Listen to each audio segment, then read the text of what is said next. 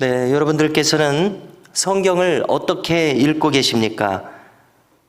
언제 성경 읽는 것이 흥미가 떨어지십니까? 언제 성경 읽는 것이 재미가 있으십니까? 자, 우리가 설교나 기도 외에 인간이 하나님의 뜻을 계시로서 알 수 있게 되는 유일한 통로는 성경입니다. 그런데 만일 우리가 성경을 읽는 것에 흥미가 떨어져서 성경을 덮어버리게 된다면 이것이 우리의 영혼에 얼마나 안타까운 일이겠습니까? 자, 만일 우리가 성경을 읽는데 흥미가 떨어진다면 왜 그렇게 재미가 없게 됩니까? 그것은 바로 성경의 이야기가 나하고 아무런 상관이 없다고 생각될 때에 흥미가 떨어집니다. 별로 읽고 싶은 마음이 없어집니다. 그래서 우리는 스스로에게 물어야 되겠습니다. 나는 어떤 마음으로 어떻게 성경을 읽고 있는가 스스로 물어야 되겠습니다. 그리고 우리가 성경을 읽을 때에 바로 이 성경이 내 영혼에 대해서 말씀하고 계신다는 이 생각, 그리고 이 확신을 기본적으로 우리가 가지고 있으면서 성경을 읽어야 할 줄로 믿습니다. 바로 그런 바탕 위에서 하나님께서 나에게 말씀하시고 하나님의 음성이 들려지기 시작하게 되기 때문에 그렇습니다. 오늘 우리가 함께 읽으신 본문에 주된 관심사가 있습니다.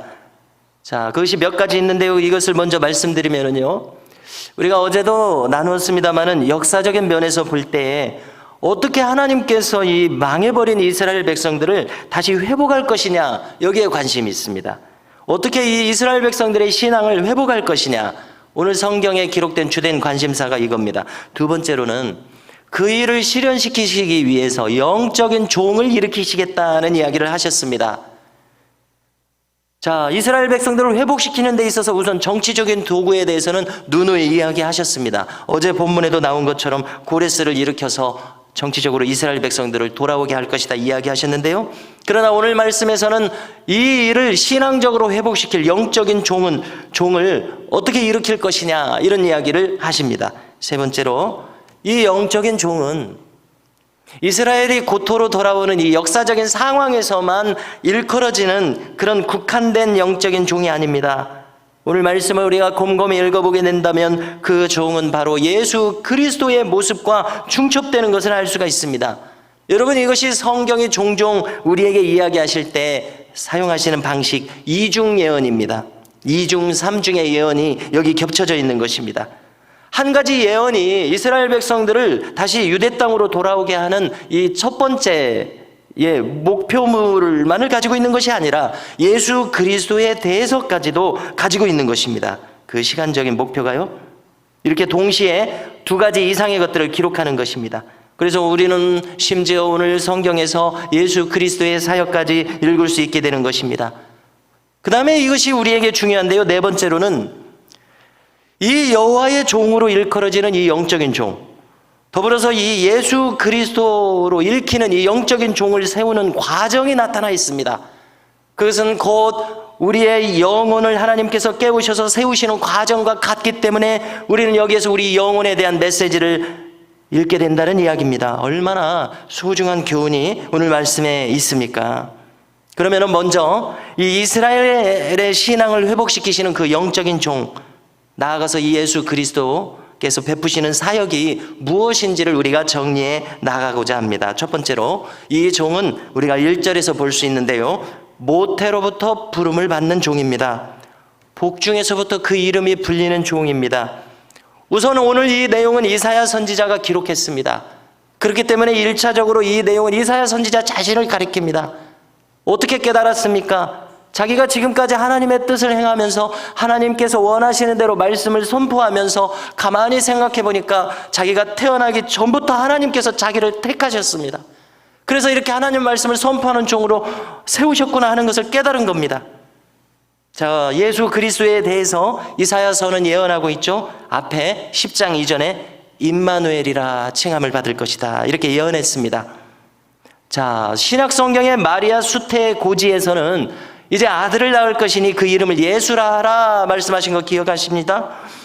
히브리어로는 호세아하고 똑같습니다. 예수라는 이름이요, 풀어서 말하면 여호수아입니다. 여호와라는 뜻이죠. 수아는 샤, 구원하다, 건지다라는 뜻입니다. 여호수아는 여호와께서 건진다, 구원하신다는 뜻입니다.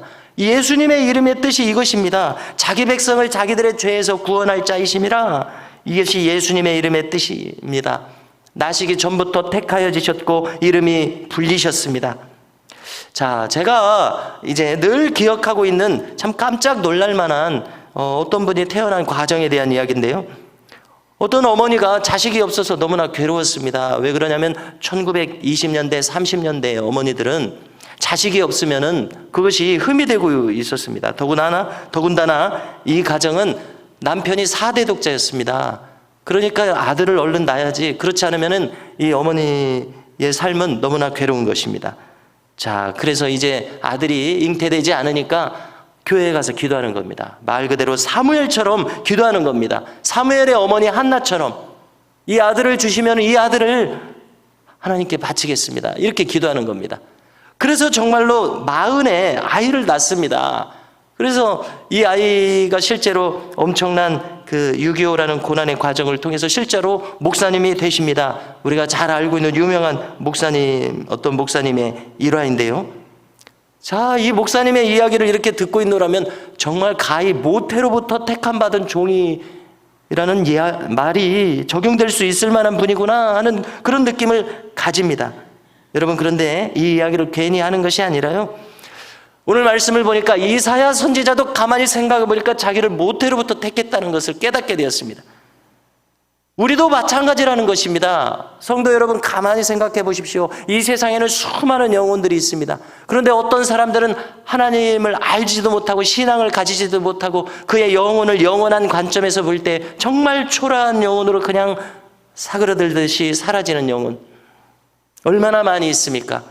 그러나 어떤 사람들은 그가 목회자든 그렇지 않든 직분자든 그렇지 않든 하나님의 자녀로서 확실하게 세움을 받아서 하나님 나라를 위해서 아름다운 일들을 하면서 살아가는 종들이 많이 있다는 것입니다.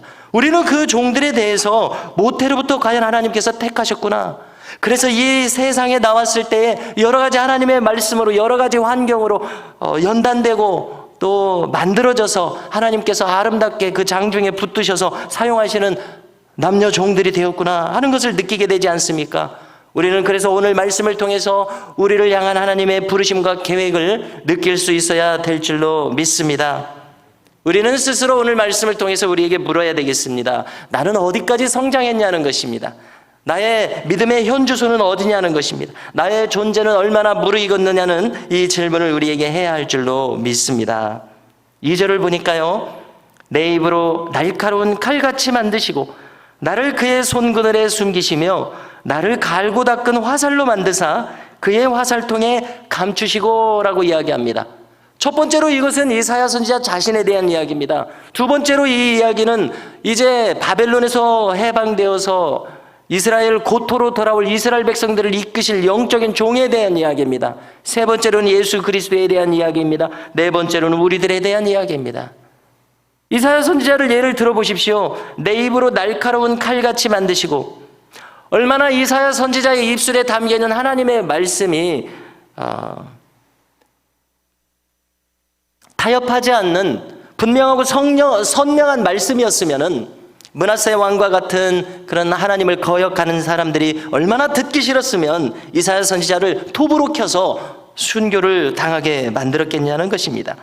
오늘 우리가 이사야서를 1장부터 이제 60여 장까지 읽을 때에 신약의 복음서로 느껴질 만큼 얼마나 능력 있고 힘 있는 말씀들이 선포되고 있습니까? 오늘 말씀도 영혼을 해부하는 이 말씀이 얼마나 선포되고 있습니까? 왜 그렇게 되었습니까? 날카로운 칼같이 이사야 선지자의 입술을 다듬으셨기 때문에 그렇습니다.